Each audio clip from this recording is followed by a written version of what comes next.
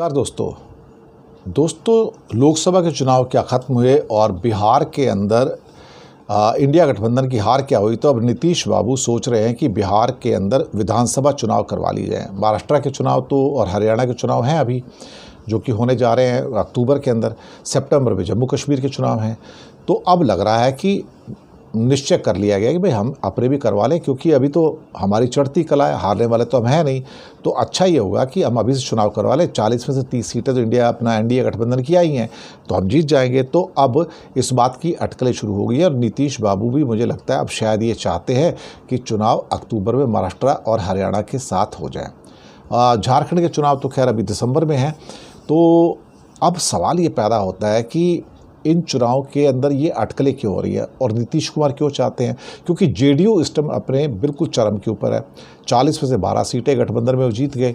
तो अब ऐसा लगता है कि नीतीश कुमार एक रिकमेंडेशन दे सकते हैं गवर्नर को जाके कि भाई विधानसभा को भंग कर दो और साथ ही महाराष्ट्र और हरियाणा के साथ में इसके चुनाव संपन्न कर दो।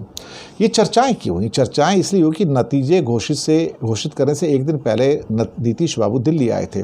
तब उन्होंने नरेंद्र मोदी और अमित शाह से बातचीत की और वहाँ पर ख़ासतौर से जेडीयू के 2 सांसदों को मंत्री बनाने का बात भी हुई थी वहाँ पर।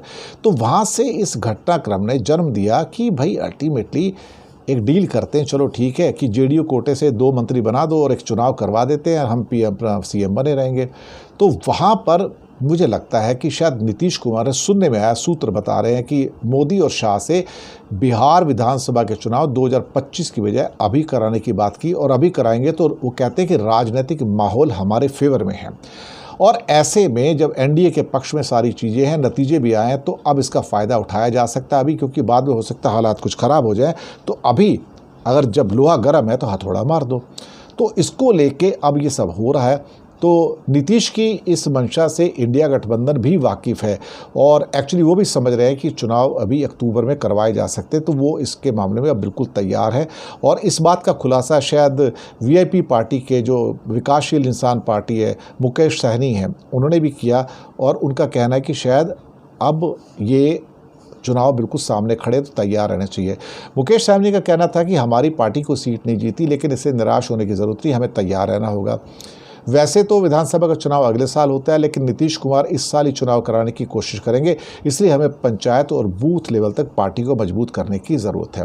अभी 40 सीटें थी, 40 में 30 सीटें तो एनडीए गठबंधन ने जीती हैं, जिसमें बीजेपी ने 12, जेडीयू ने 12, चिराग पासवान ने 5 सीटें जीती हैं। तो और 1 सीट जो उसकी मांझी की थी, हैम की, वो जीती है। और जो गठबंधन था इंडिया का, वो टोटल मिला के 10 सीटें, 9 सीटें, एक उसमें पप्पू यादव की इंडिपेंडेंट की सीट है। तो 4 सीटें जो है आरजेडी को, 3 सीटें कांग्रेस को और सीपीएम सीपीआई को 2 सीटें मिली और 1 सीट निर्दलीय को वहाँ पर मिली थी। तो ये सारा चक्कर हुआ है वहाँ पर। मुझे लगता है कि नीतीश अभी राजी कर लेंगे, क्योंकि अभी तो चढ़ती कला में है। तो जीतन राम मांझी हो, चिराग पासवान हो, उपेंद्र कुशवाहा हो और भाजपा, वो मुझे लगता है सहमत हो जाएंगे। तो चुनाव में जो स्थितियाँ होंगी अभी, इसमें जो देखा जाए तो 243 सीटें हैं बिहार में।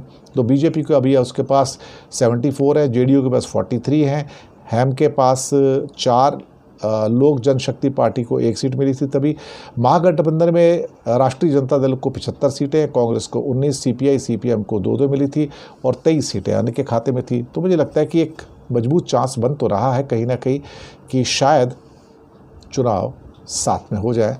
बातचीत तो हो रही है। शुक्रिया।